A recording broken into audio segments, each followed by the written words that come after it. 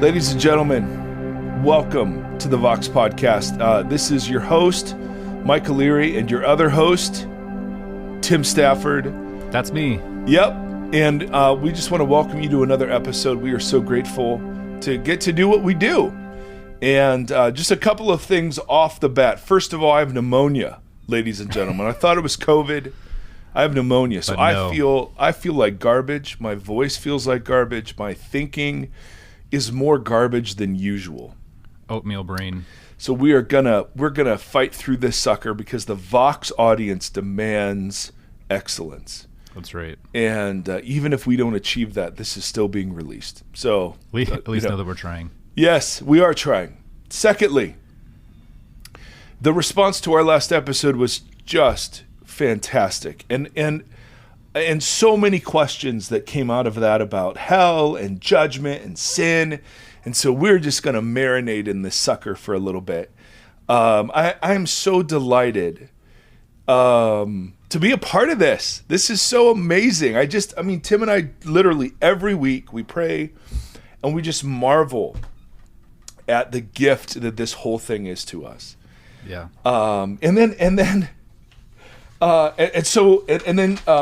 I'm sorry, there's so many transitions. I need to thank a whole bunch of people for coming on Patreon. You guys, thank you. Oh, it's so kind. And I always feel like, what was it? What was the kindergarten show when I was a kid? Like Kindergarten Cop. No, Captain Kangaroo, and then there was I See Johnny and I See Susie. Do you remember that? Or am I just, okay. Anyway, I just want to thank Jim, and I want to thank James, and I want to thank Nathan. Jim and James. Yep, that's right, two separate people. I want to thank Nathan and Marion, which is my mom's middle name, which is awesome. I want to thank Dennis and Jason and Chris Ann. Wow. For their incredible generosity to us. And so thank you for coming on the team. And if you're interested, go to patreon.com, look up Vox Podcast with Mike Erie, and there you go. So that's one way that people have responded. Another way people have responded, Tina wrote a very creative response and shared that just to be encouraging. And I emailed her back, and I was like, hey, can we read this? And so she was like, well, I'm going to hate it, but yes. And so, but I just thought it was so cool how she wrote some poetic lyrics around this idea. So, Tim, why don't you just share that with us? You're the artist of the two of us. So give it some... We were just talking off mic, though, that this is such a cool... I would love to see if the way people respond to the content. Like, this is such a specific and creative way to process and then respond to the content in this way. And I'm sure there's lots of people that paint and draw and that kind of stuff. But I'd love to see anything that people are doing. Yes. It's pretty cool. And yes.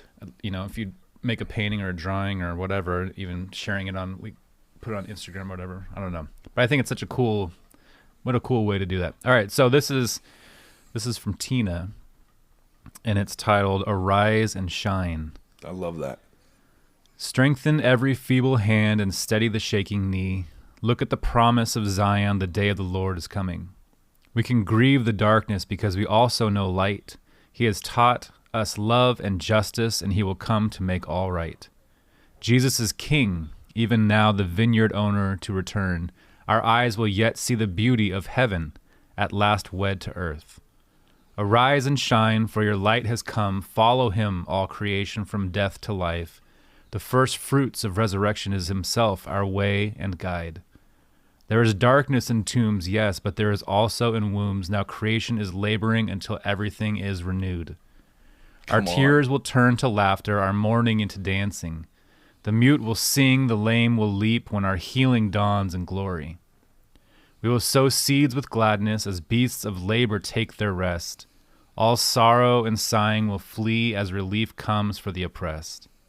Arise and shine, for your light has come. Follow him, all creation, from death to life. The first fruits of resurrection is himself, our way and guide. Come on. Darkness is in the tomb, but also the womb. Come on. Yep, that's a great dude. That's so killer. Hey, Tina, thank you. Thank you for Yes, letting us thank share it. I know it's the worst hearing either your voice or your art often, especially read 'Tis by true. somebody else. But thank you for letting us do that. And then I got another email that's a bit of off topic, but I wanted to spend a little bit of time on it because it's about something that we've spoken around, and it's about how different churches are responding to the pandemic. So this is from somebody, and I'm going to change details like crazy. So I'm going to call this person Jeremy. That's our standard male Spoke in name. class today. Yep, he spoke. He was on staff in a large church for 4 years until very recently.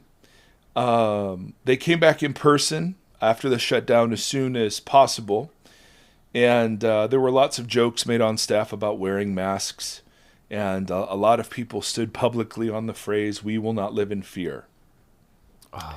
Before the mask mandate in our state, our senior pastor stated that we could not wear masks in the building on Sundays. Could not.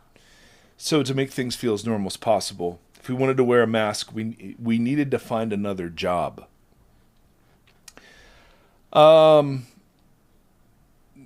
Then he put out some stuff on systematic racism that he ended up taking back. Fast forward to another episode where this individual had emailed some volunteers saying it was okay to stay at home if you didn't feel safe, and that this person got called into the office and told this wasn't not congruent with the pastor's vision of getting as many people on campus as possible. One of our goals was to increase the number of people attending in person during a pandemic. I love that. So he was told he could take a massive pay cut, quit, or be fired. If he decided to stay home. Or was it to wear a mask? Which one is... One of their elders died of COVID, and they didn't do anything to change their approach. There's another racial sort of thing that happened where one of their pastors or somebody had been saying, systematic racism is a real thing, and that person got called in and let go. So the question is, what do I do? I have so many friends that are still on staff and either haven't seen what's happening or haven't cared to look. I want to stop the senior pastor from hurting people, but I also want to love him in the church.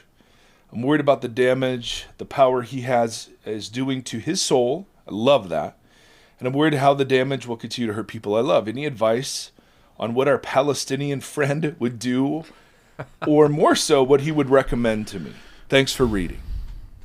So we've talked a bit about, this is in our area of concern. We've talked a bit about some of this stuff. And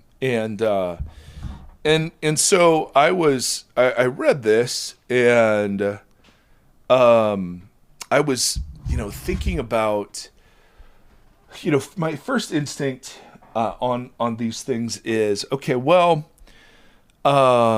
it's tough to know from an email all the nuances and ins and outs. Church will always have their side of the story. But let's say that on the face of this is just what happened. My response, and I think the response of Jesus, and I say that very non-confidently, Right. but I can't imagine our Palestinian friend blessing leadership that looks nothing like the servant-hearted posture that he himself embodied. This sounds exactly like lording it over, the kind of leadership that Jesus indicted, and does not sound at all as if this is a place that is healthy. Now, again, all the disclaimers apply. I don't know what I'm talking about, but let's just walk through this for a second, right? I don't know the specifics, and I don't know, but I've encountered, like even the church I'm a part of in Tennessee, there were people who left because we required masks or we went online. Right. Yeah. And all of a sudden it became an issue. And you're aware, I know, Tim, of a church that's splitting about masks. Yeah. And so this is an important issue, I think, to at least talk about. And feel free, bro, to chime in. So a couple of thoughts. First of all, this sounds spiritually abusive. This sounds like you should flee and not be a part of this community at all. This sounds, on the face of it, as if church growing and numbers are more important than church caring and discipling. On the face of it, I would be grateful that you were released from there or that you chose to walk away, even though that is a hardship for you and your family. I simply do not think... I have tendencies like that, and so I feel bold enough in speaking against them to say that this is not Jesus-y even remotely, and somehow, some way, this will come back on itself, and this person's leadership will show itself for what it is, and unfortunately, that will probably be more carnage than if it were cut off and confronted. Now, do you agree with that, Timothy? Yeah. I think our Palestinian friend would say bless and pray for. I love the fact that you're living in the tension of how do I love him and the church, but how do I protect others? Man, I so appreciate the fact that you even carry that, because it would be very easy and certainly in step with the times to simply just write a large post on Facebook calling this pastor out by name, the church by name, the leadership by name, and I think, I mean, this isn't our topic, but I think there could be a time and a place where that's appropriate. Yeah. But I don't know that that's always our first step. So I just commend you for the posture you have, even in this, even thus far into this, because it sounds like you're not allowing this to poison you. And man, that's I really commend you. So the first thing our Palestinian friend would say is, okay, let's deal with all the logs, and it sounds like you're doing that, right? That you're not allowing this to poison. You genuinely want restoration and hope for the church. Second thing our Palestinian friend might do is to write a letter, if particularly if there are 2 or 3 witnesses, write a letter to the board. And to say, this is absolutely out of love, but this is what I'm seeing, and I really am disturbed by these patterns. Whether or not we agree with masks isn't the issue. The issue is how we treat people who are on a different side of, who have different feelings about mask wearing. That's the issue. And if mask wearing becomes like a line in the sand, then my goodness, we're no longer doing Jesus' work. We're doing something else. So perhaps there is a gracious, and this may not be practical for loads of reasons, or maybe you've thought of it, but I'm just walking through the Sermon on the Mount saying, okay, our Palestinian friend would always check our hearts first. Secondly, would invite us into the hard posture of reconciliation. Yeah. And for you, that reconciliation has to be truth-telling. You cannot just pretend this didn't happen or this is why you left. I mean, you have to be super honest about that. If they don't respond, then I do think you would have an obligation privately to warn the people that you are close to that this is happening and they've not responded well to this, and then to encourage the people in your circle to find a new spiritual home where their leadership is much healthier. About masks, and let's just talk about masks for a second. And this really bothers me. When I'm at the dentist 2 years ago, my assumption is when they were breathing into my mouth that they had masks on. When I would go into surgery, that they would have masks on. My assumption was that people who were sick on an airplane, if they were really considerate, they'd wear a mask. That this was not a political issue. This wasn't about fear. This was just about love, wisdom, and concern for neighbor. That's really what it was. It is tragic that this has become politicized as an expression of my rights. Because this Jesus Palestinian fellow he modeled, according to Paul, the most important posture for Christians to take. Philippians 2, Jesus had all of the privileges of deity, and he set them aside to become nothing for the sake of others. And Paul says it in another place. He was rich, but for our sake became poor. The posture of Jesus' people is always the relinquishment of rights for the good of the other. Always. Anything else is not Jesus. It just isn't. So anytime I see in myself or in the Christian community an emphasis on my rights, my wants, my desires, my preferences at the expense of the other, that is sin, that is antichrist. And that's not too strong a word. Our churches are filled with this. And I'm filled with it too. So, but truth-telling has to be done here. And so let's just call it for what it is. To live in an environment where we don't know a lot about the virus initially, we do know that people who may not experience symptoms can be carriers of it, even if they themselves are not vulnerable to the virus. Out of sheer love of neighbor, you would think the Christian community would lead the way in doing whatever we could to protect the immunocompromised, my son who has Down syndrome, the elderly, right? We would do everything in our power to protect them. And that posture gets mocked as living in fear. Yep. Is utterly disgusting. It is so not that. My goodness, it is not that. That is the basic orientation of love of neighbor for everything. Yep. You cannot read the Sermon on the Mount and come away with the idea that the predominant posture of the Christian community towards other people is one of emphasizing our rights over the other or to the detriment of the other. It is just the reverse. So, my friend who has suffered because of this nonsense, I grieve with you, I lament with you, I join you, insofar as I know, and I'm an idiot, so I could be dead wrong, but insofar as what you're saying, I understand, I join with you in the lamenting and grieving and standing in opposition to the posture of the leadership in this. The biggest thing is that it doesn't poison your heart. Yeah. The biggest thing is that you attempt reconciliation, if at all possible, and if it does not do further harm. Maybe you need to wait a while for it to happen. I've been in situations where I needed to wait a year before I could actually, before I could even open myself up to it. Yeah. But I never felt permission as a Jesus follower to close it off. I did feel a great deal of permission to wait until I could engage it from a healthy place. Yeah, that makes a lot of sense. So all of those disclaimers apply to you, and I'm just so freaking sorry. Tim, you want to add anything to that? Because I know that's something going on in your area too.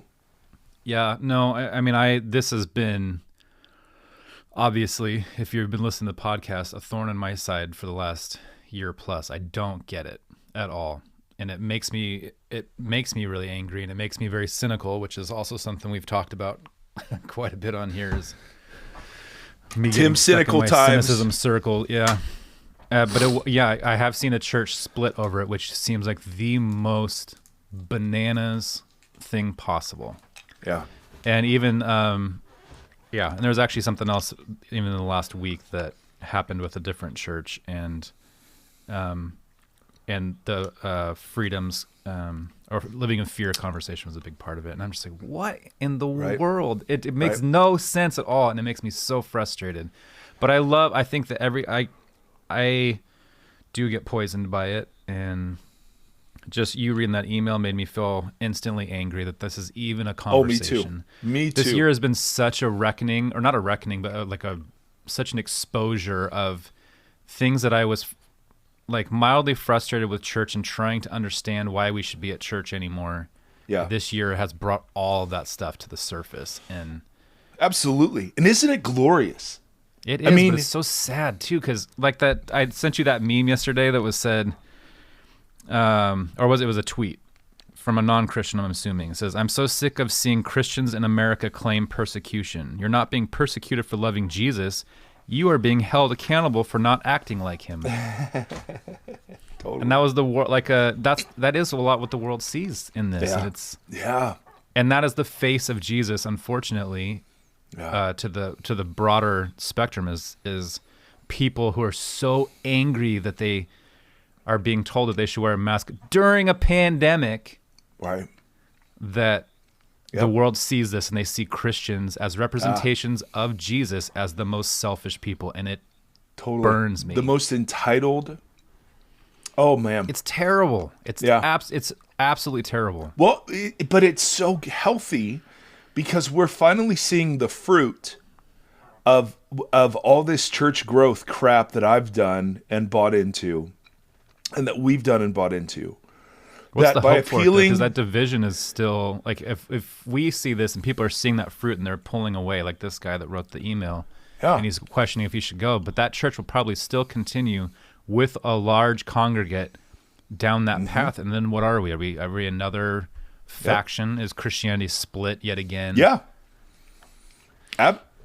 My friend, if people are going to draw lines around what it means to love your neighbor in ways that are antithetical to the posture of Jesus, then that's just, it's not Christian. Now, I'm not saying I am. Right, I'm filled with all kind of rights claiming and entitlement. I mean, my Lord. Particularly when it comes to whether or not my McDonald's is ready in 30 seconds or not. Not really. Not actually that, but loads of other ways.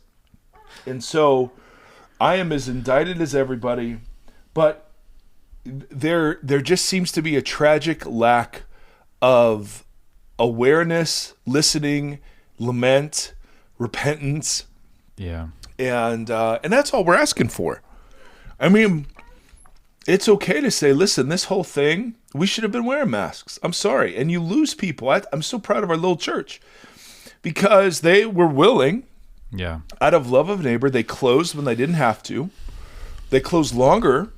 And then when they came back, they required masks. One of the very few communities to do this, from what I understand. And people left. And the church financially suffered. Yeah, exactly. Right. And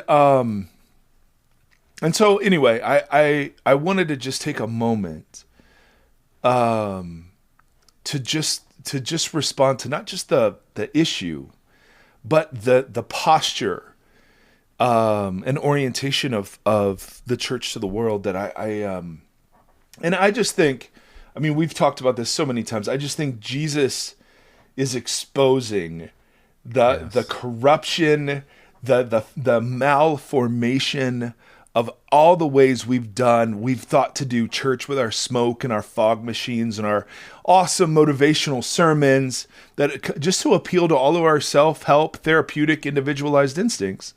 It's all commentary. Come on. So anyway. And you know what, Tim?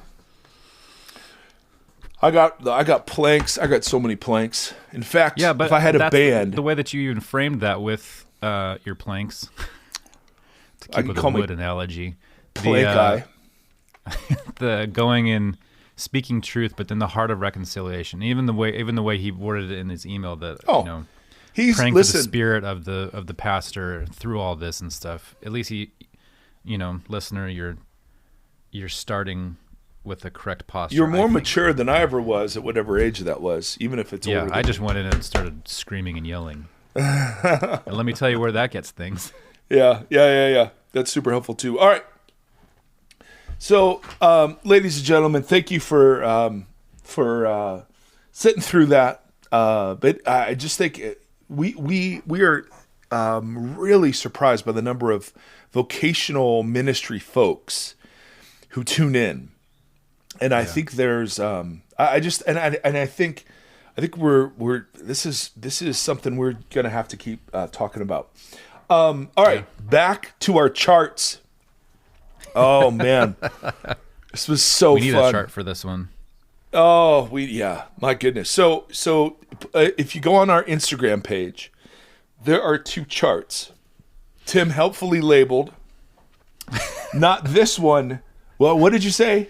I think I said not this, but this. Yes, there you go. So the not this one is, just by way of review, the traditional message I heard. I don't know how you guys heard it, but I heard it. I saw it in movies. I heard it in music. I saw it at church. It was my eternal destiny is either in heaven or hell. And so I lived my life with the fear of hell, the reward of heaven ever before me. And there's a time in history where God's going to come back and he's going to pull all of his righteous people out. And then he's going to judge the earth and put it through a great tribulation. And then there's going to be this great judgment that takes place. And that judgment is going to be like a very long YouTube video replaying all of the things I did that was anything that was secret, anything that I didn't want anyone to see. It's going to be embarrassing. Yeah, it's going to be absolutely humiliating. And then for some of us who either passed the right theology test or fed the poor enough or whatever, we get in, but we're just, by the skin of our teeth and God's grace alone. And then everyone else is only have damned. 2 jewels in your crown, not 5. Exactly. And a mansion that's a little smaller, but okay. A little smaller. But it's better than the other place, because the other place is where you're tortured by the devil and demons, and forever. Yeah. And you're conscious forever. So, which, if you've ever seen the Adam Sandler movie Little Nicky, it does not look pleasant. First of all, I don't know that any Adam Sandler movie is pleasant. But no, Billy Madison love? No, there's some. The biggest part I loved is his fight with Bob Barker. That's always the price is wrong. Yeah, that's always my favorite. But anyway, and there are parts of that story that are true. There is judgment. Heaven and hell are real things and real powers. Yes. And certainly there is a destiny attached to individual souls. The problem, however, is that this isn't the story the Bible emphasizes or tells. And again, I'm not asking you to take my word for it. Pick up Genesis, read through the Old Testament, and just, what's the Old Testament doing? What's it doing? What is it concerned with? And then if Jesus comes as the fulfillment of that, right? Because we take the Romans road or the bridge illustration and just read that right back into the Gospels.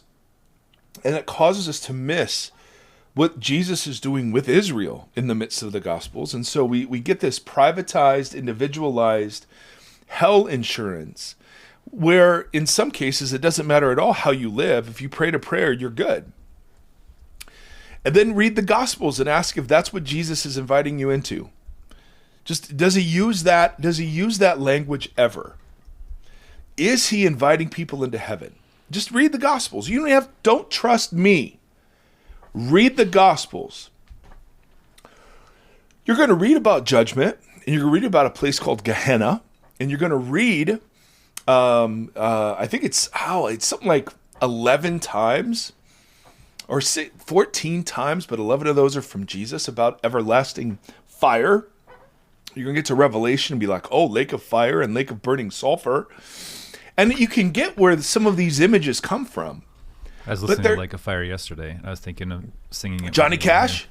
No, the meat puppets, the one that Nirvana covers in the Unplugged. Oh my goodness! Where do bad folks go when they die? I've never heard of this. I was thinking Ring of Fire by Johnny Cash, but yes, no, I've not heard. I didn't go that deep with Nirvana. I know. Sorry, Pearl Jam showed up, and then they took me home. That was it. Yep. So what we're suggesting is the Bible tells a different story, and the story is really about heaven and earth, not about heaven and hell. And the story is about the cosmos, not about the cosmos. If you're Gombus, the story is about the cosmos, not about my individual soul. And the judgment isn't the judgment of me individually sitting under a YouTube video. And that the message of Jesus isn't primarily about what happens after I die.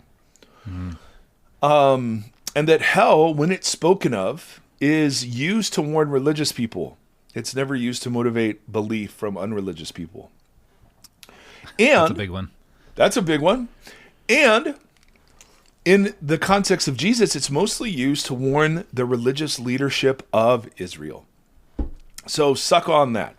We are going to get to the subject of hell, either this episode or next, although we're kind of half hour into this one. But I want to talk about judgment before we get to hell, all right? Judgment in the Bible is great news. It's actually like we can't wait for this to happen. Now, in some cases, judgment is we can't wait to see God destroy Israel's enemies. And it's very, very negative. In the Psalms, there are Psalms about God, kids being dashed upon the rocks. Like, we can't wait for that. And so humans twist this, of course, then and now. Absolutely. But when you look at the preaching of Jesus, there are certainly teaching about a judgment. And in Paul, there's loads of teaching about judgment. And so we can't pretend that that's not there. The issue is, what is that judgment doing, and why is it needed? So if the big biblical story is the creation of heaven and earth, and the creation of heaven and earth was to be this interlocking set of realities and authority that met in the Garden of Eden, and that the image bearers were to expand the Garden of Eden throughout the earth. And then this heaven and earth system gets ruptured by sin and death. Right? They rebel, and they, instead of overseeing creation, they yield their authority to a part of creation. And what that allows chaos that was outside the garden into the garden. God banishes them from the garden, but he's still with them. But now there's a disruption, right? They have to cover themselves. Now there are altars, and that develops into tabernacle worship, and so on, so on, so on. God selects this man Abram, forms him into a nation. The tabernacle was the place where heaven and earth would now collide, even though God was everywhere, but that was the unique space. That develops into the temple, of course. God's spirit departs from that in Ezekiel. So the big question at the end of the Old Testament is, when will Yahweh return to his temple and restore his people? That's the question Jesus is answering. Season 1 ends on a cliffhanger. Right. And season 2 doesn't begin with a new plot. When Matthew starts with, here's the genealogy of the son of Abraham and the son of David, he's telling you, hey, and then he gives you 3 sets of 14. I mean, it's this stylized genealogy that says, by the way, this is the fulfillment. You want to know when Yahweh's coming? Here he comes. Yeah. But he's not coming in the judgment you thought, and he's coming so much so differently than what was expected. And the story ends, and Jesus proclaims, he's like, the kingdom of the heavens. Heaven is now invading earth in the form of Jesus. And Jesus teaches his disciples, pray, right? Heaven, come to earth. May your will be done on heaven as it is in earth. And then he commissions them to disciple people into that reality. Yeah. And the Sermon on the Mount is him teaching and embodying what it looks like when heaven comes to earth. And then the story ends beautifully with this intermingling of a new heaven and new earth. And then the word new there doesn't mean brand new. It just means there's a new quality to it. It's renewed. All things are made new. Yes. So great. So to get to that new creation, there is judgment, and there has to be. I'm going to quote Joshua Ryan Butler, Skeletons in God's Closet. He has a whole front section of his book on this and on hell. That's super accessible, super readable. If you want to go deeper with that, guys like Scott McKnight and N.T. Wright and others have done a lot of work on new creation. But he identifies 4 reasons why the judgment must happen. And again, judgment doesn't mean playing eternal YouTube videos in this case. We'll talk about what it means in a second. But here's why it has to happen. First, He calls it the deception of appearances. If healing of all creation must take place, then the truth must be told. Jesus hates hypocrisy, which is the deception of what I'm showing on the outside versus what I am on the inside. And so if the abuser and the abused, if there's ever hope for healing, right, in both of their hearts or in their relationship, the truth has to be told. Paul will say things like, therefore judge nothing before the appointed time. Wait until the Lord comes. He will bring to light what is hidden in darkness and will expose the motives of the heart. At that time, each will receive their praise from God. All right? Why? Why is there judgment? Well, because things aren't what they seem. Right? How much evil has been done in the name of Jesus and gotten away with, seemingly. Or Romans 2:16. This will take place in the day when God judges people's secrets. Right? So there's an accounting and it's just truth telling. And it makes sense, right? If healing ever comes in human relationships where there's a rupture caused by sin, truth telling is the very start of that. Yeah. So judgment takes place.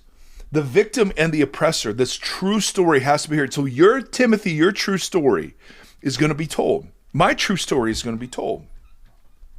And this was a great deal of hope for the early church, right? That their martyrdom, that their faithfulness, that their quiet fidelity to Jesus was not in vain. Right. Yeah.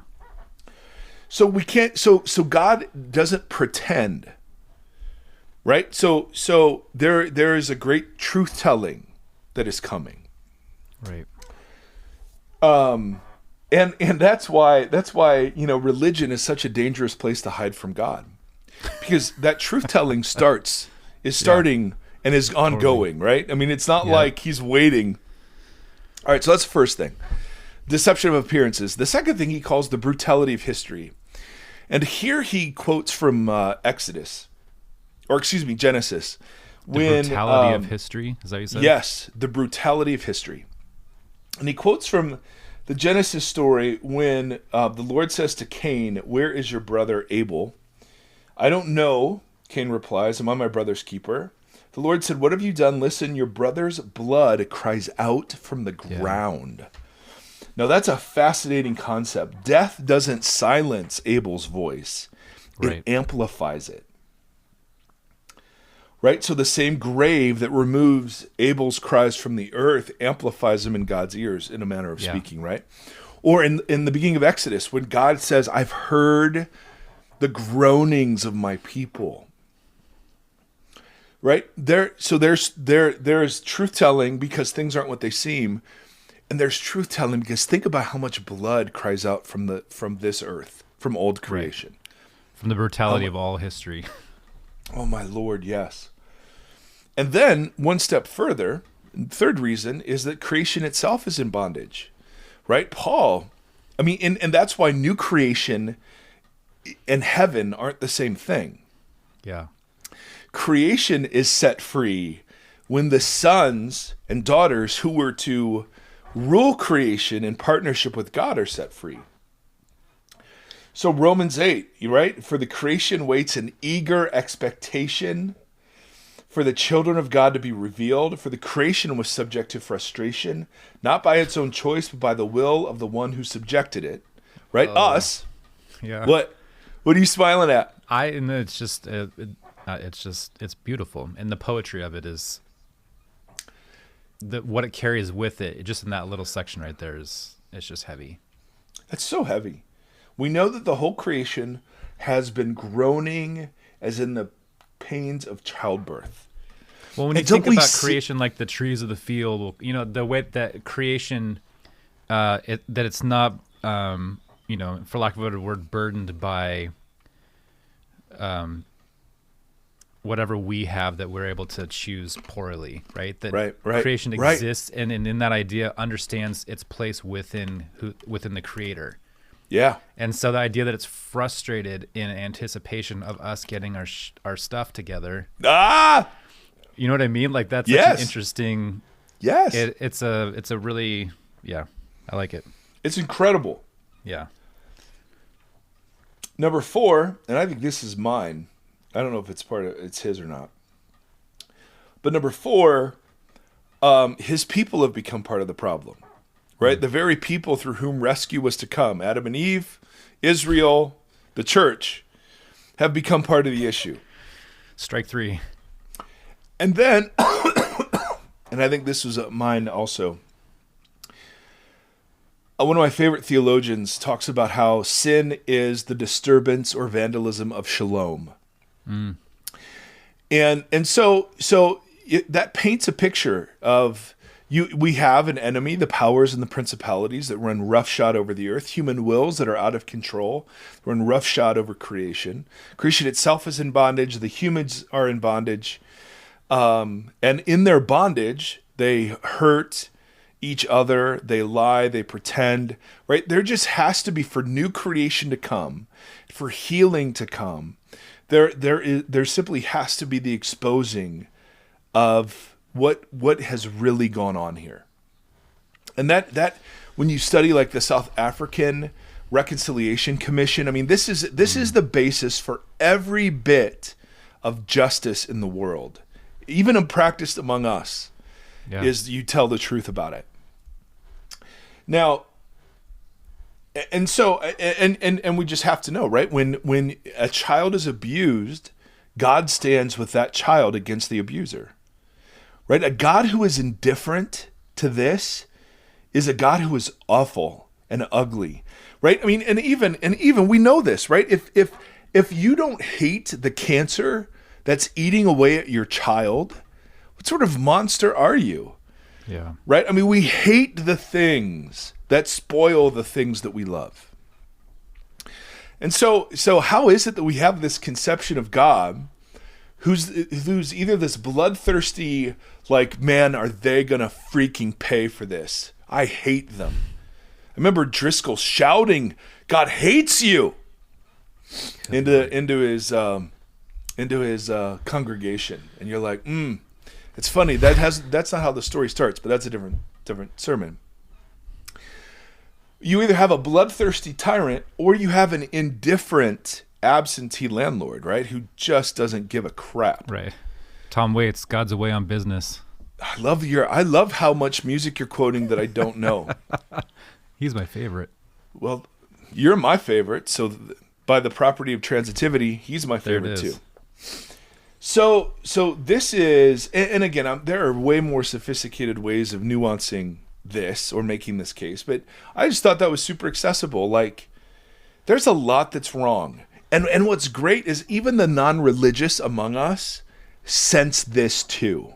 See, we wouldn't put it in religious terms, but we all want this accounting. We want it.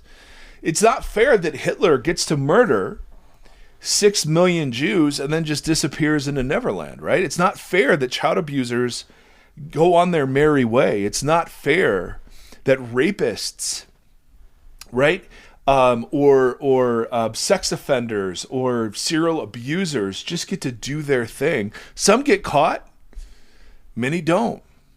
And so there is this holy and natural, and even in our humanness, it is magnificent truth-telling that's coming.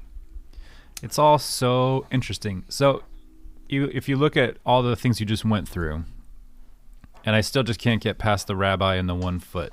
Yes. So, and Jesus wrapping up the Sermon on the Mount the same way. Like, here's a radical teaching that we spent 19 hours ourselves picking apart, and it ends with like, so to sum it up, love your neighbor. What is loving your neighbor, putting your neighbor first? It's the opposite of placing yourself first and making decisions based on your behalf, which is from day one with the failure of Adam and Eve.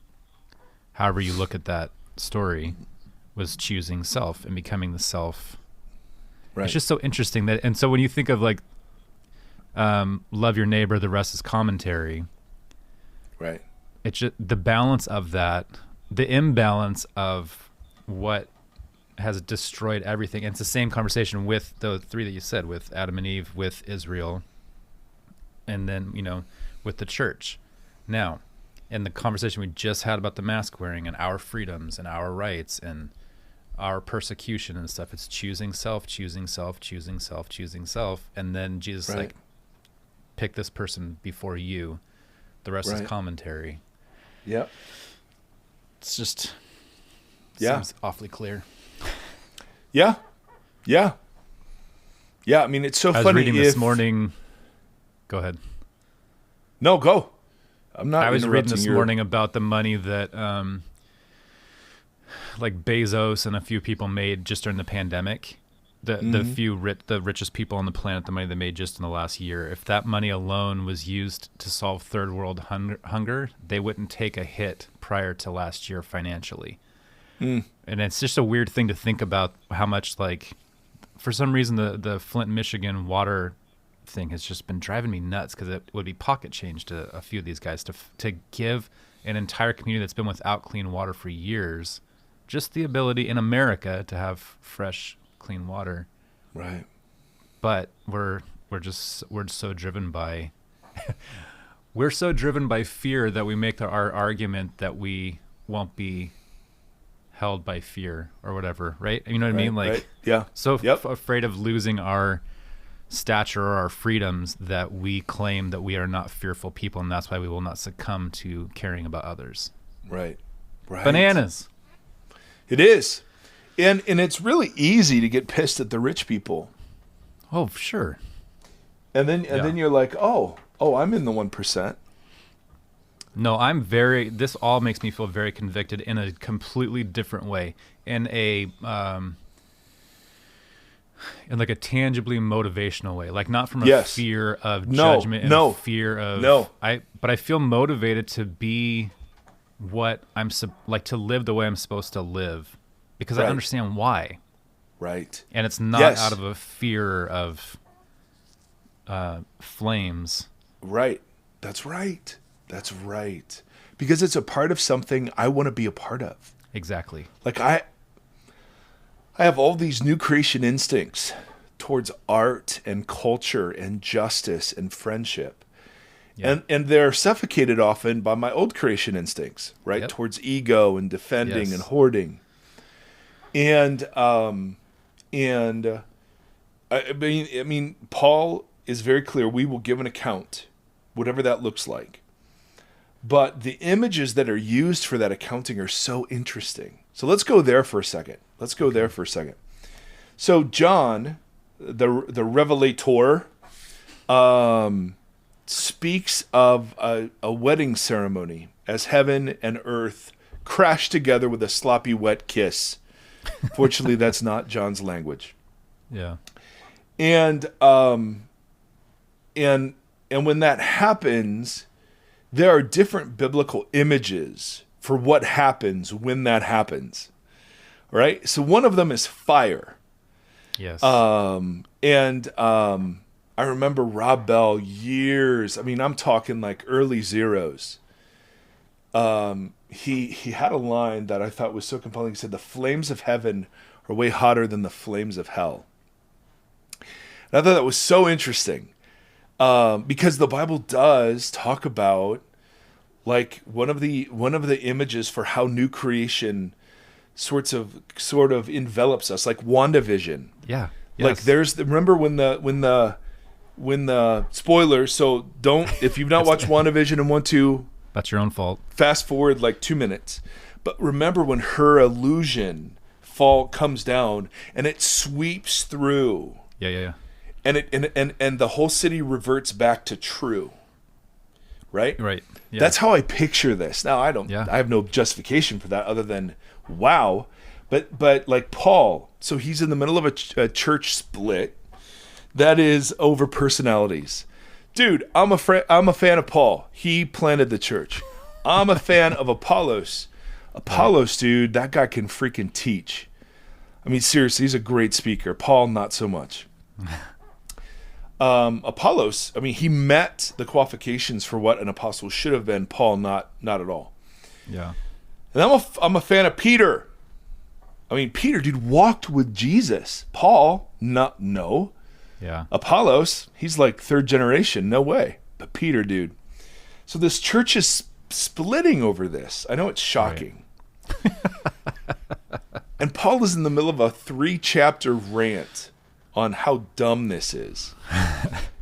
But he says something in the middle of it. He says, what, after all, is Apollos and what is Paul? Only servants through whom you came to believe.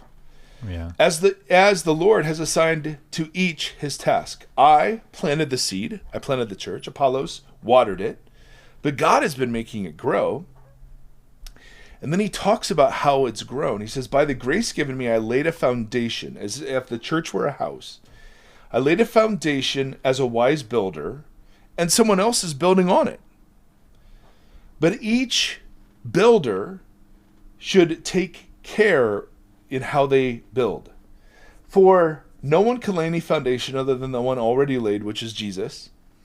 If anyone builds on this foundation using gold, silver, costly stones, or wood, hay, or straw, their work will be shown for what it is, because the day, and in the text it's capitalized, so that's the day of the Lord, the day of this new creation, that their work will be shown for what it is, because the day will bring it to light. It will be revealed with fire, and the fire will test the quality of each person's work. If what has been built survives, the builder will receive a reward. If it's burned up, the builder will suffer loss, yet will be saved, even though only as one escaping through the flames. Okay, Now think about this. This is brilliant. There are so many hidden implications here that are just so juicy, right? First of all, who goes through fire here? Everything. God's people. Yeah. So the fire is not just for unbelievers, right? Right. Yes. Secondly, if what you have built survives, it is possible to have some of your work on earth survive into new creation. That's incredible. Yeah. That's freaking incredible. I don't know anything about that. I have no idea what that means. I don't have a clue. I'm just saying, Paul is saying, hey, church builders, when you build using precious materials, and I'm assuming that means aligned with Jesus, his message, his kingdom, or you use crappy materials, which I'm assuming means not aligned, right? The fire will show. So it doesn't matter how big your freaking church was. The fire will show what your church really was, what it was built on. But the fire stuff is really interesting, right? Like like I was reading about in Daniel with, in the furnace, and how the 3 boys experienced the flames as dew, and the soldiers were consumed by the flames. And right. That God comes down in the pillars of fire. That God is Israel, a consuming fire. Yeah, and so it's different to Israel than it is to Pharaoh's armies, and the burning bush, and the flaming tongues to the new church, and the refiner's fire, and Malachi, I think. Yeah, so it's all like fire that comes through and purifies. And yeah, that's right. And part of its purification is it brings everything to light. Yeah. So who knows? Now, we have to deal with one passage that is greatly misunderstood about fire, all right? And this isn't a hell passage, but you'll see why I feel like we have to deal with it, all right? Yes.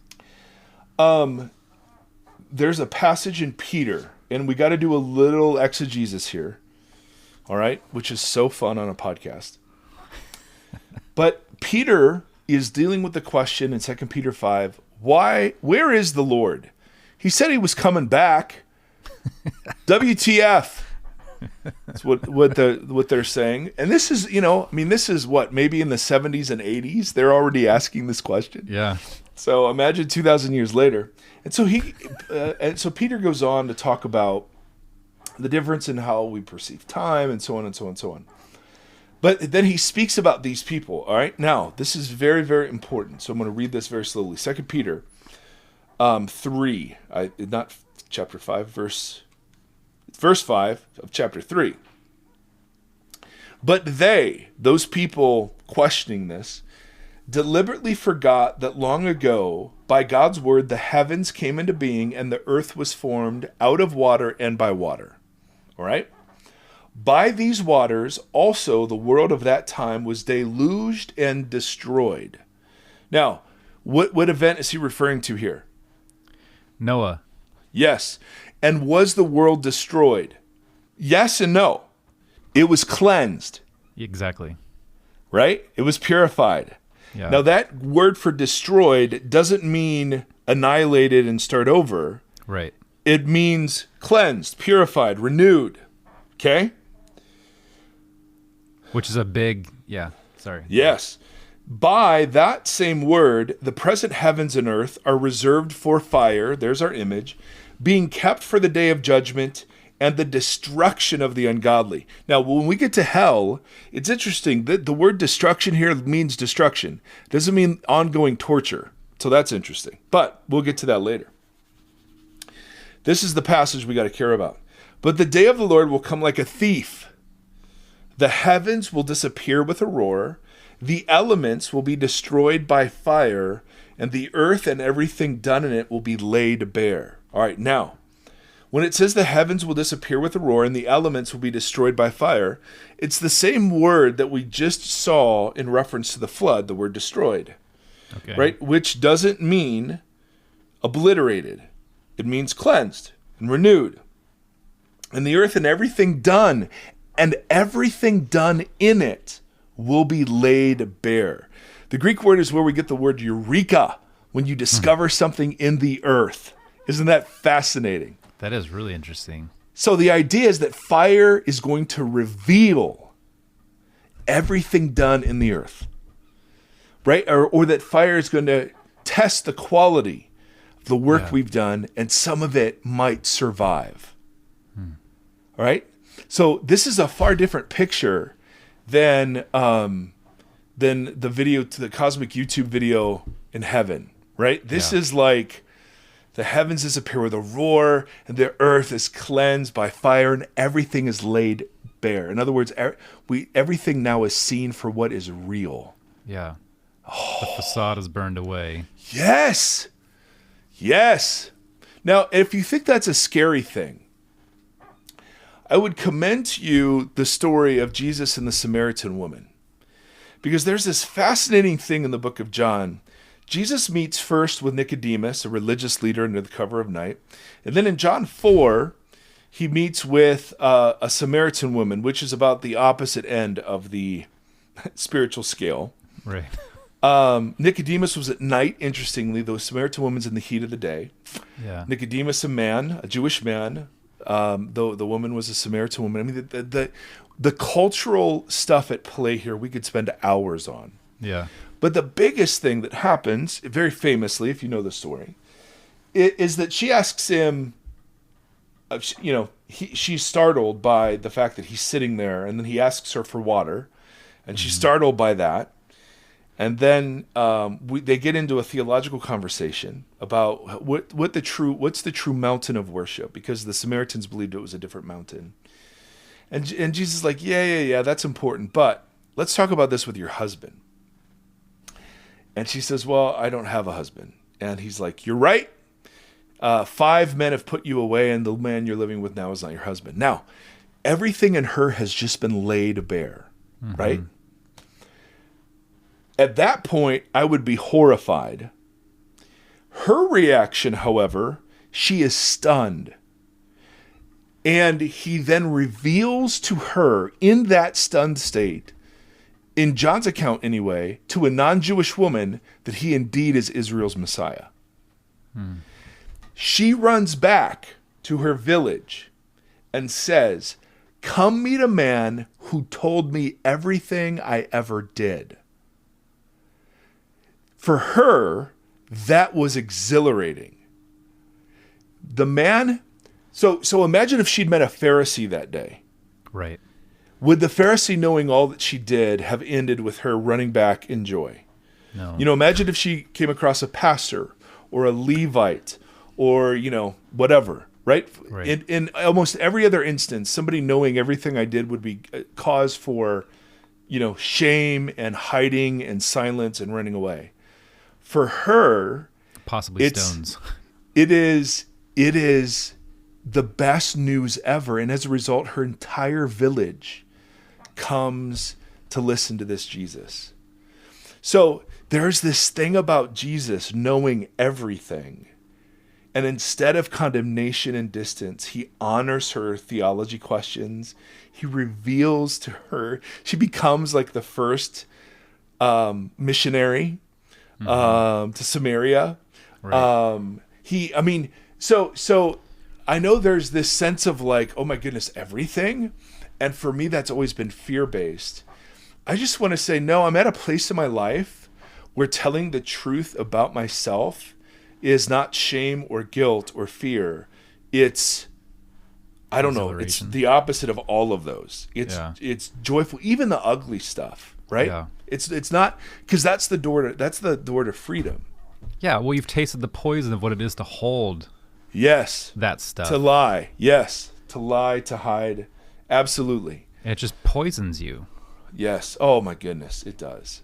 So I know when we talk about everything being laid bare, and our secrets being revealed, that should be staggering, because there is a lot of crap that we've all done and been a part of, way more than any of us are willing to admit or even know. Right. Yep. We don't even know how much carnage we have wreaked on each other. So there is a great truth telling. But for this woman, the truth telling was cause for wonder and awe and welcome. And I think that is the way it will be for us. For those of us who await the kingdom and the truth telling, it will be hard. It will be, it will be painful. I don't know if it happens all at once or not. Who knows? But it's not the fear of damned to hell. It's the recognition that for creation to be made right, the truth has to be told about everything. Yeah. And I don't know, for some reason I hunger for that. Yeah. Well, it's like restoring a car, or to make it run the way it's supposed to run, or your body with, like you said, with cancer or different things like that. Like these things that have to be taken away so it can perform the way that it was supposed to perform, or whatever. We had a conversation a long time ago about judgment, and I think I was asking the question of like, and this is relevant to the intro that we did, about how the church is so fractured, and theology has become so fractured over time. Every time we draw a line, we get a new denomination and we get a new fraction of the faith that has a little bit different beliefs, and often the beliefs are based around what's important, which then goes into what you're judged for. And so I had this moment a year or two ago where I was like, oh crap, like there's no way to even know what you would be judged for, because it's like picking your team. Totally. And so it's like, under that pretense, I imagine everyone shows up to the gates and Peter's like, listen, only that dude over there got it right. The rest of you guys are kind of like varying shades of gray. Right. This wasn't quite right. This wasn't quite right. But Sam over there, he pulled it off. Way to go, Sam. You come in first. The rest of you, we need to talk for a second. Right. What a horrible thing. The way that this lays out, like I always get hung up on like the sheep and the goats. When it goes to the list of the people that you like, did you pay attention? I always get like when prisoners pops up in there. I always think that's so fascinating, because it's people who publicly, knowingly committed a crime or did something that we have decided as a punishable offense. Do you know what I mean? Yeah, it's not a secret crime, but it's a public crime. And then I think I think those are disciples of Jesus. I think that passage is greatly misused by social justice advocates. Jesus is addressing these brothers of mine. He's talking about fellow disciples who are in prison. Yes, yeah, I know, but still within the... Now that doesn't steal from what you're saying. Yeah, no, it's the same. Yeah, even within that, I think it's fascinating because everything keeps... I'm just on this long journey now of the commentary that if I can't... This is what I'm trying to wrap it up to, is that if I can't understand, parse through the thousands of years of theology that have fractured so many times to understand. Totally. Because I feel like that's how I was raised. I was raised to have to parse out exactly the way you live so But that then- you're not judged. But then why, okay, let's say all of that's true. Then why should we even care about trying to get our theology right, would you say? Exactly. But that's why I love the fact that Jesus seems to be turning it into what you're talking about right now with this purification and the fire, and then the idea of like the way that you exist with other people and the intentionality behind that. Because it, in some ways, it does strip away those secret things. If we keep pushing Right. towards Right. hearts that are reaching out rather than closing off and hiding in, it just makes sense. Yeah.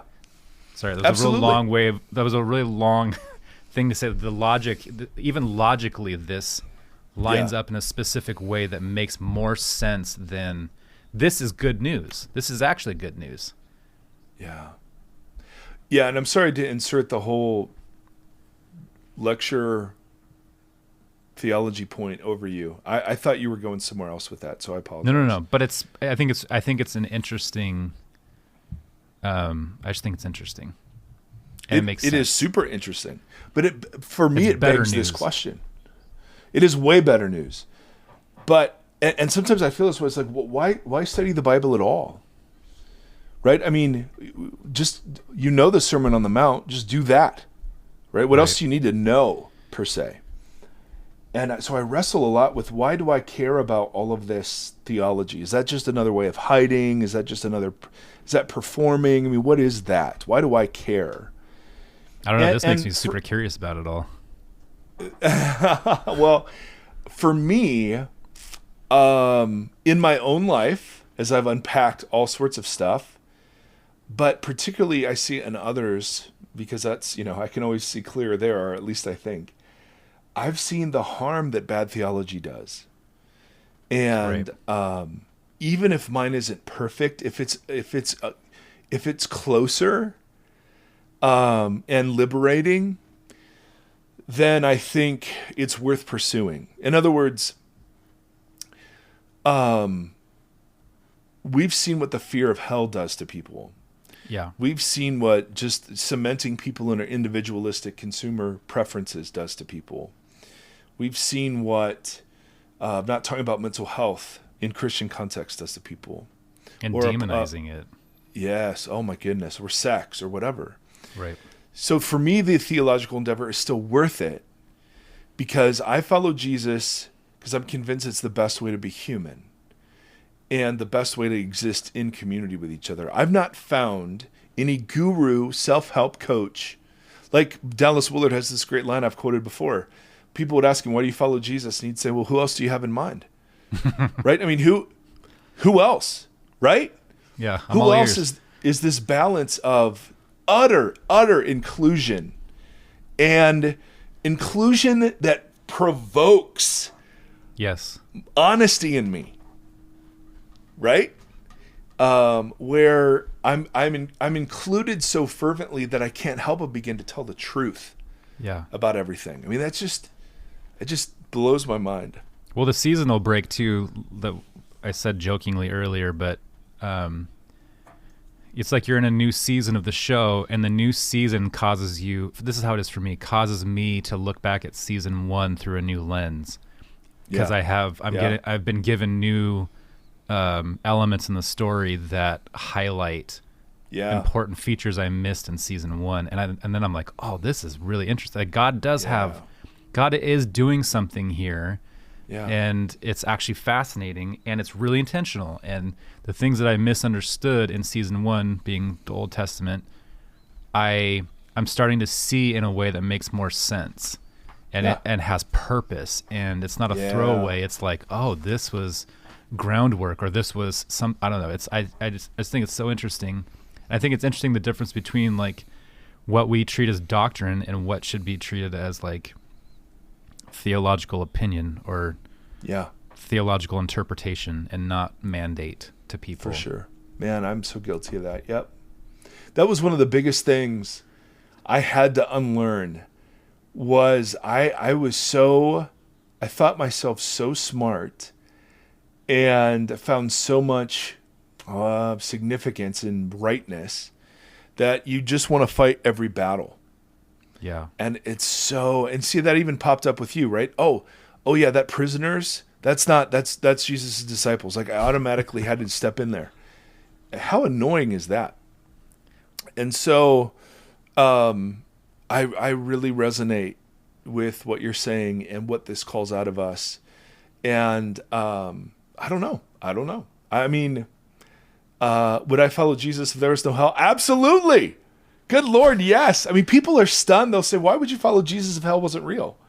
And of course we're saying hell is real, but really? That's the only reason? I mean, how? I mean, I'm only married to my wife because I'm afraid of singleness. I mean, dang. That's rough. I mean, hell, whatever hell ends up being. And I mean, I remember being a kid and praying that God would just pull a fast one and let everybody in. I was just like, what if, man? Like, just, I'm okay with that. I'm okay if I live my life the way that you are asking me to, and you surprise us all and let everybody in there. But the idea, like, if hell doesn't exist, and this version of new creation, this idea of what he started to establish in the garden, and God walked in the cool of the evening or whatever amongst us, that's worth, like, I get it. Like, this perfect version where there is no suffering and there is no sickness, and we have a better understanding of what it means to live fully. Yeah. That sounds awesome. Sounds amazing. Yeah. And my back hurts right now. I'd love for that not to be the case all the time. Dude. Amen. That's so good. Okay, we got to stop. I have another image to do. We'll pick it up next week. We're at an hour 15. It's just too good. Well, at least it's too interesting to us. I hope it is to other people. But so let me tell you where we're going to go. Okay. So the next image is the image of light, which relates to fire, of course. And light and fire, water obviously could be thrown in there, or dirt because things are laid bare. They all kind of present the same image, that there's a great truth-telling coming. And I don't think that, at least the Bible doesn't seem to indicate, that if you've lived your life in a crappy way, or you've lived your life in an exemplary way according to the kingdom, that there's utterly no difference between those. Like, I think there is. And I have no idea how to cash that out. Paul talks about a reward. I have no idea. He'll use crown, but that's just a cultural reference. Right. Like, if I were going to say, like, an Olympic medal, you'd be like, you know what I mean, but that's not the real thing. And crown, by the way, has to do with ruling, which is our original vocation.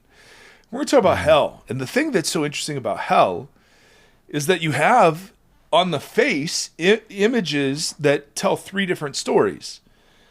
One story that's told on the face of several texts is that there is an eternal, everlasting fire that the ungodly will burn in.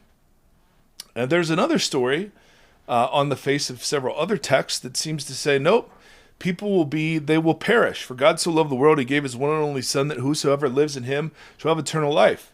Right? Not perish, but have eternal life. I missed the key part. They shall not perish, but have eternal life. Well, the perish word means literally perish. And even that text in Peter talks about the destruction of the ungodly. And then you have texts that aren't acknowledged well enough by the other two camps that seem to say it's the restoration of all things. It's the reconciliation of everything. And so how do we put those together? That's a fun conversation, Timothy John Stafford. I'm ready. So, I'm excited.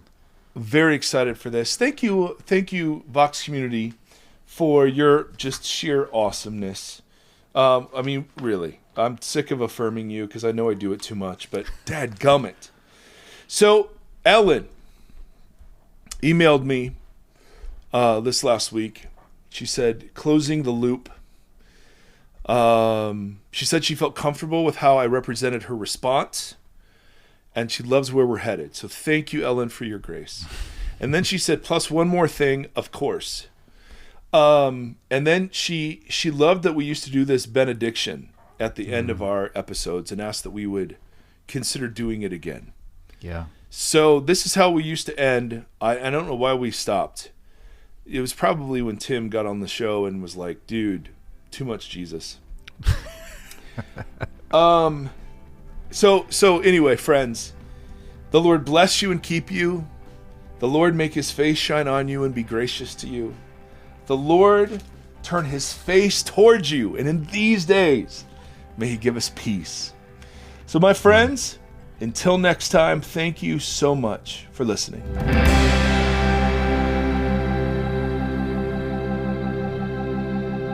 Thank you for listening to this conversation. The Vox Podcast is a 501c3 nonprofit organization that is supported by listeners like yourself. If you'd like to partner with us, you can do so at patreon.com/Vox Podcast. You can also engage with the hosts on social media at facebook.com/Vox Podcast, on Instagram at Vox Podcast, and on Twitter at Mike Erie. Thank you for walking this road with us.